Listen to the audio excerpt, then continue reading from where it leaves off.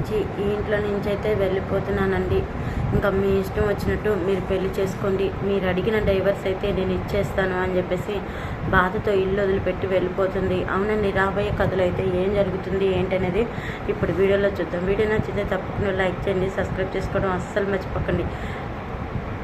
Video skip చేయకుండా చూడండి. మీ support నాకు ఎంతో అవసరం అనమాట. మీ సపోర్ట్తో నేను మంచి మంచి వీడియోలు అయితే పోస్ట్ చేస్తాను. జస్ట్ గెస్ట్ చేసి అయితే చెప్తున్నాను అనమాట.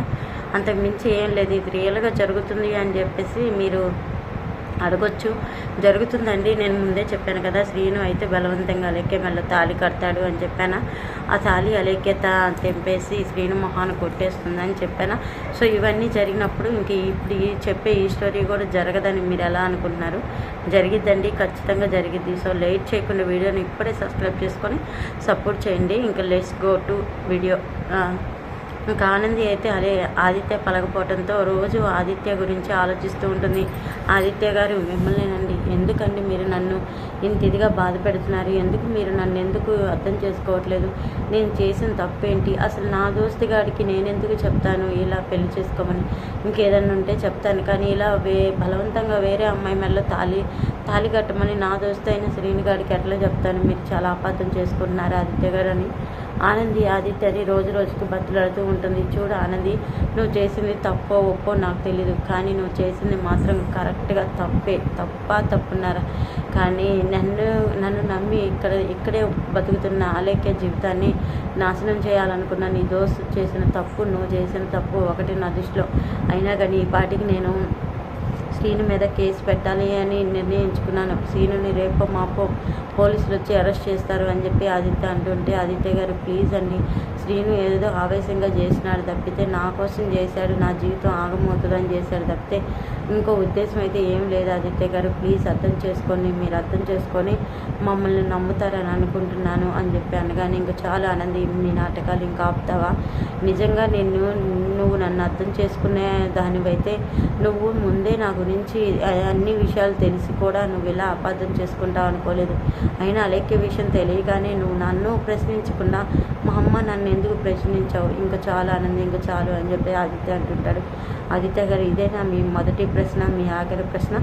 ఆనంది అనే 3 అక్షరాలు మీ జీవితంలో ఉండదని మీరు చెప్తున్నారా అని చెప్పేసి ఆనంది అడుగుతూ ఉంటే, అవును, ఇంక నా జీవితంలో నువ్వు ఉండకూడదని అనుకుంటున్నానని చెప్పి ఆదిత్య అయితే ఆనందితో చెప్తూ ఉంటాడు. ఇంకా ఆనంది అయితే ఒక్కసారిగా షాక్ అయ్యి, సరే ఆదిత్య గారు, మీకు ఇష్టం లేకుండా అయితే నేను ఇంట్లో ఉండలేను కదా, సరే అయితే నేను వెళ్ళిపోతున్నాను, ఇప్పుడే వెళ్ళిపోతున్నానని ఆనంది అయితే తన బ్యాగ్ అయితే సర్దుకొని ఇంట్లో నుంచి వెళ్ళిపోతూ ఉంటుంది. కానీ ఆదిత్య అయితే ఏం మాట్లాడు. ఇదంతా చూసిన జీవన అయితే అలేఖ్య దగ్గరికి పరిగెత్తుకుంటా వెళ్ళి, అలేఖ్య అని చెప్పి అంటూ ఉంటుంది. ఏంటి జీవన, ఇప్పుడే ఇంట్లో నా పరిస్థితి ఏంటా అని చెప్పి నేను ఆలోచిస్తుంటే మళ్ళీ నువ్వేంటి అని చెప్పి ఇంకా జీవన అని అంటూ ఉంటుంది.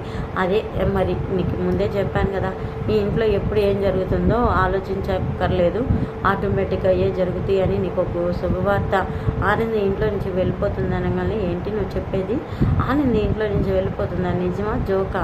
అది ఎందుకు వదిలిపెట్టి వెళ్ళిపోతుంది నా ఆదిత్య అని చెప్పేసి ఇంకా అలేఖ్య అంటూ ఉండే, నీ కళ్ళతోనే చూద్దాను రా అని చెప్పేసి ఇంకా బయటికి తీసుకెళ్తుంది అలేఖ్యని. ఇదంతా చూసిన ఆదిత్య, ఏంటి మళ్ళీ ఏం కుట్ర చేయబోతున్నారని చెప్పి అడుగుతుండే, ఏం లేదు చైతన్య అని చెప్పేసి చైతన్య ఏదో అంటూ ఉండే, చైతన్య నువ్వు లోపలికి వెళ్తావా లేదా అని చెప్పేసి జీవనాన్ని అయితే లోపలికి పంపిస్తూ ఉంటాడు.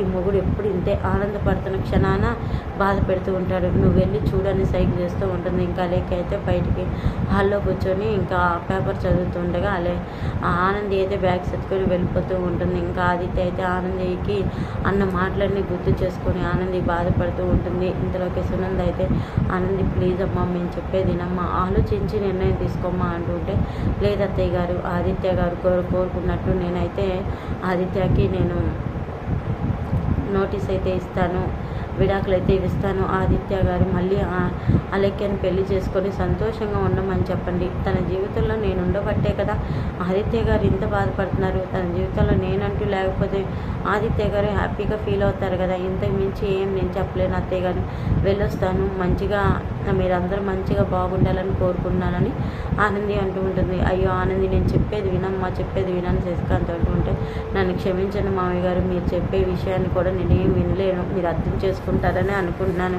ఇంతకు మించి నేనేం చెప్పలేను. ఆదిత్య గారు, మీతో నేను చెప్పే చివరి మాట ఒకటి గుర్తుపెట్టుకోండి. ఒక్కసారి మీ కళ్ళని మీరే మోసం చేసుకున్నట్లే ఉంటుంది. ఒక్కోసారి ఎదుటి వాళ్ళు చెప్పే మాటలు కూడా అర్థం చేసుకోవాలి. నేను శ్రీనుకి అస్సలు హెల్ప్ చేయలేదని ఎన్నోసార్లు చెప్పాను, కానీ మీరు అర్థం చేసుకోకుండా మీరే నన్ను చాలా బాధ పెట్టారు. అర్థమయ్యే రోజు ఈ ఆనంది మళ్ళీ తిరిగి రాదు ఆదిత్య గారు. మీరు అడిగిన విడాకులు నోటీస్ అయితే సంతకం పెట్టి మీ క్యాబిన్లోనే, అదే మీ రూమ్లోనే పెట్టాను, వెళ్ళండి అని చెప్పి ఆనంది అంటూ ఉంటుంది.